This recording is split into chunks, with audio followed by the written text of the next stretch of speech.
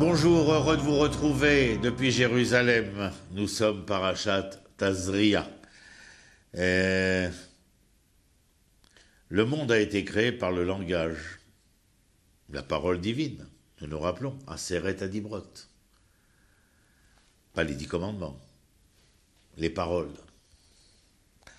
Le langage dans le livre de Bereshit est important parce que nous apprenons que le langage est créateur, que le langage est probant, étant donné qu'il établit le plus foncièrement possible une réalité nouvelle.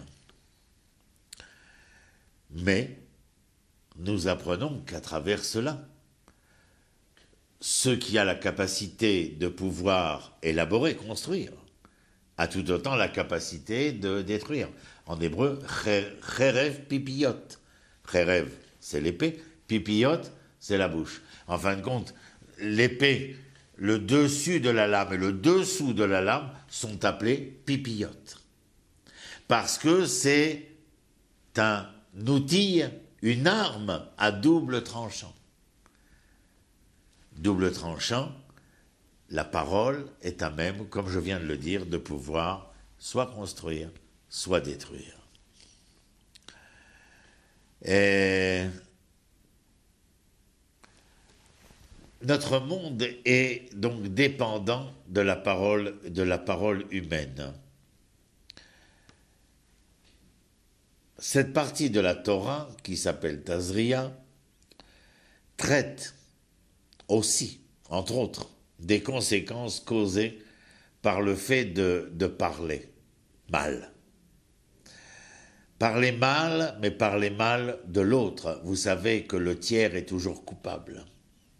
Ça a commencé à l'école. C'est pas moi, madame. C'est lui. Je ne suis jamais responsable. Mais ma parole est capable d'exprimer, d'ailleurs comme dans le texte de la Genèse, où ma parole est condamnante. Ce n'est pas moi, c'est le serpent. Ce n'est pas moi, c'est ma femme. Ce n'est pas moi, maîtresse, c'est l'autre. Nous appelons cela, en hébreu, lachon hara. Mauvaise langue, bien sûr. Mais cela inclut la calomnie, le commérage et toute autre sorte de langage destructeur. Où est-ce que l'on trouve le langage en tout premier lieu? Au sein du giron familial. La relation que les êtres les plus intimes ont chacun entre eux, l'un vis-à-vis de l'autre. Alors lorsque je suis l'enfant, j'écoute, puisqu'on me demande toujours, écoute ton père, écoute ta mère, j'écoute. Et donc je les écoute parler. Vous connaissez bien sûr l'anecdote. Il est interdit de mentir. Le téléphone sonne et maman dit à l'enfant, dis-leur que je ne suis pas là.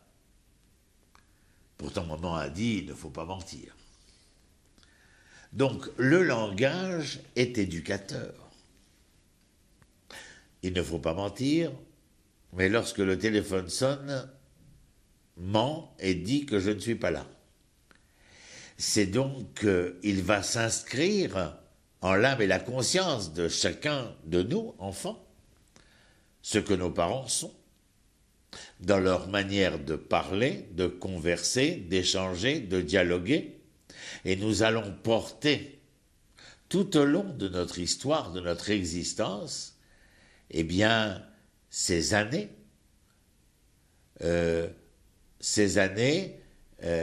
auxquelles nous sommes intimement liés. Nous avons été nourris au sein maternel. Eh bien oui, le sein maternel peut être le sein authentique, mais peut être le sein métaphorique. Nous grandissons au sein de cette famille. Et donc, lorsque je serai, ayant grandi, marié, ayant eu des enfants, appelé à l'école, parce que l'on voudra me faire savoir que mon enfant s'est mal conduit, a mal parlé, je dirais, c'est quand même incroyable ta manière de te conduire. Est-ce que c'est ce que nous t'avons appris à la maison? Personne n'a le culot de répondre oui. Eh bien, disons-le, oui. J'ai appris à la maison. Quand maman et toi et maman, vous ne dialoguez pas vraiment, vous ne conversez pas vraiment. Et puis lorsque j'entends vos discussions, enfin, je ne suis quand même pas une pomme étrangère à l'arbre.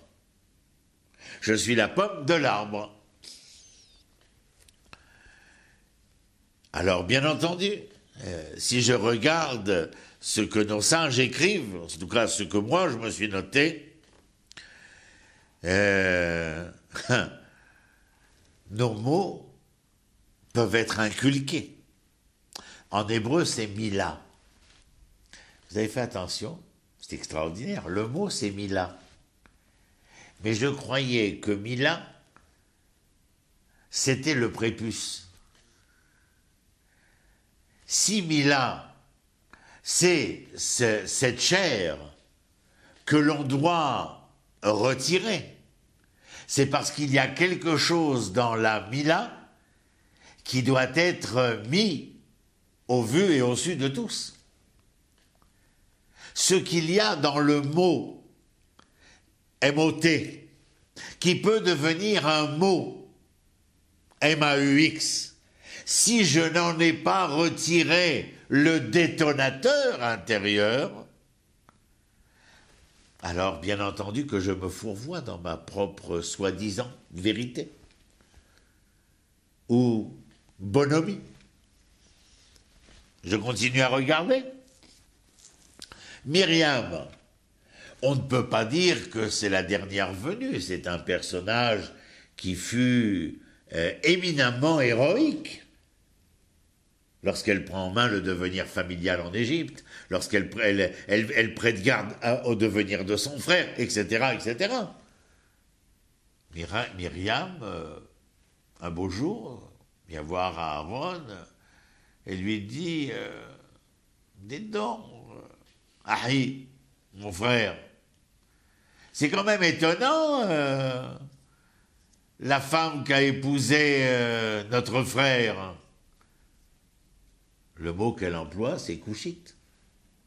C'est-à-dire qu'elle serait d'une couleur étrangère. Je ne veux pas m'accorder à venir et à dire que Myriam avait des propos racistes.